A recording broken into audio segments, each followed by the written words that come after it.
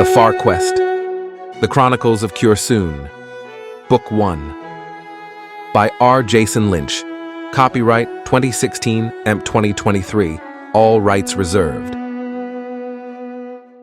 Chapter 10, For the Need of Water. The noonday sun beat down upon the desert mountains with unrelenting heat, and for this reason, Livid settled her flock under the shelter of a large outcrop of rock.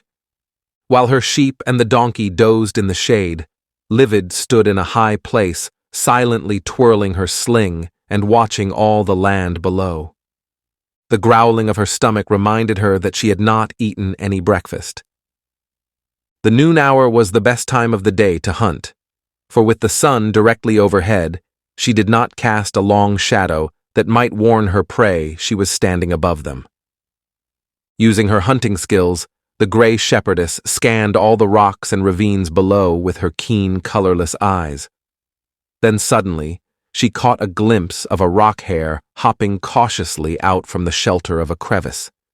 In that moment, she let the stone in her sling fly. A sound similar to the cracking of a whip echoed over the mountainside. The projectile whizzed through the air, and seconds later, there was a terrible squeak that ended abruptly. It was not long before she was back with her flock, roasting chunks of the hare's flesh with pieces of sweet cactus. She had split the end of a stick, and then she jammed the long spines of the cactus into the split. Next, she tied the cloven stick back together around the spines with a strip of rawhide and then skewered the bits of meat and cactus upon the spines. With all that done, she held it in the fire and waited for her lunch to be ready. Carefully removing the steaming bites with her teeth, Livid ate the poor hare with no remorse, for she lived on the edge of the harshest lands in Riven, and that cruel landscape had taught her ruthless means of survival, which, in this case, required her to kill her food. To soothe her conscience, she reasoned that the hare ate the same plants that her flock needed for nourishment, and so with that creature gone, her sheep would have just that much more to survive upon. After her late breakfast, Livid and her flock were on the move again. They meandered their way through the canyons and over the ridges of the Red Mountains. These were also called the Western Verge because they formed the western border of the Sea of Fire, and they were only slightly less desolate than the great waste of the open desert. These craggy and barren slopes were the only home Livid had ever known, and she knew them like the back of her own thin gray hand. The Red Mountains were also the perfect home for her flock. That breed of desert sheep were hardier than others, for they could eat almost any green thing, including even cactus. Their nimble lips simply plucked off the bristling needles and spit them out, leaving the succulent plant ready to be eaten. When there were only a few hours before sunset, Livid led her flock into the shadowed vale of a canyon. Within the deep gorge, there was more vegetation, and the air was somewhat cooler. However, there was a more important reason for them to venture into that particular canyon, for at its end, there was the greatest well of the Western Verge. Although the canyon was a joyful and refreshing place to Dawdle and her flock, it was an utter terror to the young shepherdess. As soon as Livid drew near to the mouth of the gorge, she began to feel on edge, and with every step, she became more and more anxious. After following the dry ravine for less than a mile, she began to feel positively sick. When they finally turned the last corner, they came to a place where the canyon's walls opened to form a wide, bowl-shaped area. At the far end of this arena-like space, the great well of the Western Verge waited. It was called Sweetwater by those who lived in the Red Mountains because it held the cleanest and sweetest water in all that land. In appearance, the well was little more than a huge cavernous pit that yawned with a darkness deeper than the shadows of the canyon. Long ago, this deep well was a gushing spring, and the water that flowed from it was so powerful that it had carved the canyon itself. Now, the gorge was dry, and the well was only a wide pit with a bottom that had never been fathomed. By the time Livid stepped into this open area, she was taking rapid, shallow breaths and quaking visibly with terror. Forcing herself to cross the wide space, Livid came to the well and blindly felt for the leather bag that waited upon a crude wooden hook. After snatching the water skin from the hook, she tossed it down into the pit. As she did all this, she kept her eyes turned away from the dark well.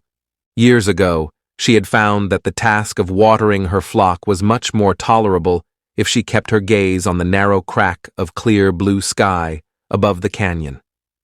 Since then, she had become quite adept at feeling for the camel hair rope, dropping the water skin into the well, drawing it up again and filling the trough, all while she trained her gray eyes upon that sliver of blue over her head. On this day, Livid was nearly finished when she suddenly heard a strange sound echoing up from deep within the well. It sounded like the loud clack of one stone against another. With a start, the shepherdess unintentionally glanced down into the pit. As soon as her gaze fell upon the dark, cavernous opening, her body froze with fear. Unblinking, her eyes were held captive by the black depths of the reservoir. Her breath quickened even more, and she felt as though her heart would explode. With a trembling soul, she tried to back away, but simply could not. It was not the darkness of the pit that caused Livid to be so terrified. Although she knew it had to be her imagination, it seemed as though she could actually feel the presence of that vast amount of water, and this, above all, made her shudder. Livid's fear of water was understandable since she lived in a parched land that had not seen any measurable amount of rain during the whole span of her young life. Add to this her dreadful nightmares of an endless black sea, and it is easy to appreciate her apprehension, for water was a bewildering and awful mystery to her fear-racked mind. The shepherdess continued to try and back away from the pit, but she still found herself petrified by terror. Suddenly, she felt someone grab the sash around her waist. Then, very slowly, they began to pull her away from the yawning mouth of the well. After a few paces, she was finally able to divert her gray eyes from the pit. With bated breath, Livid turned to see who had helped her escape the horrifying sight. To her glad surprise, it had been old Dawdle who had pulled her away. The shaken shepherdess fell on her knees and hugged the rusty brown donkey's neck while breathlessly sobbing into her soft fur. Thank you, Was all she could say. Afterward, Livid sat on a large, smooth stone some distance from the well while Dawdle and the sheep drank. Though the donkey had helped her away from the black pit, she was still trembling. She swallowed the lump of terror that had lodged itself in her throat and gripped her staff with white knuckles while leaning her head against it. She felt as though she might vomit, but she managed in the end to hold down her meal. It is a difficult situation when a person both needs and fears a thing, and so it was for the gray shepherdess when it came to water. She only ever drank it from a small clay cup she carried in her bag, but never from any larger container. While she waited for her animal friends to drink, she fell into an exhausted stupor with her head still resting against her staff. Or did I pass out?